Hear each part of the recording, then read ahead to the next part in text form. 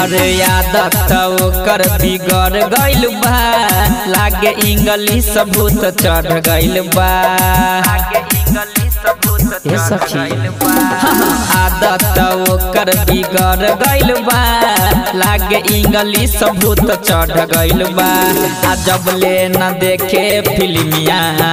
उ रहेले बेचैन आ हमर भतार हो सखी सनी लियोन के फैन आ हमर भतार हो सखी सनी लियोन के फैन आ हमर मरद हो सखी सनी लियोन के फैन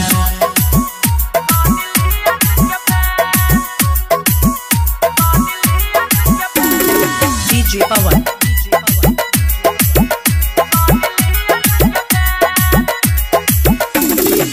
हाथ पर टैटू हो कर छपैले बा घर के पूरा हो फोटो से सजैले बा ये सखी हाथ पर टैटू हो कर छपैले बा घर के पूरा हो फोटो से सजैले बा रात भर हमके सुता के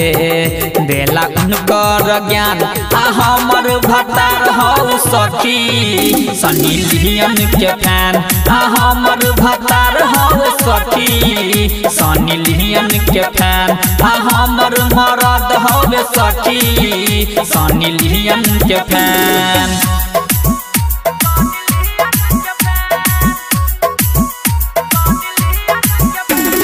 DJ Pawan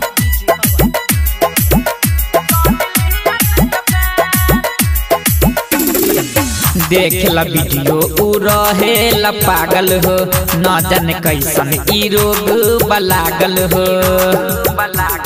तंग आ गइल बा एहो देखला वीडियो उ रहेला पागल हो न जाने कैसन ई रोग लागल हो आ अजय उमेश का हो करी बानी हम परेशान आ हमर भतार हो सखी सनी लियोन के फैन आ हमर भतार हो सखी सनी लियोन के फैन आ हमर मरद हो सखी सनी लियोन के फैन एकदम गंदा आदत बा।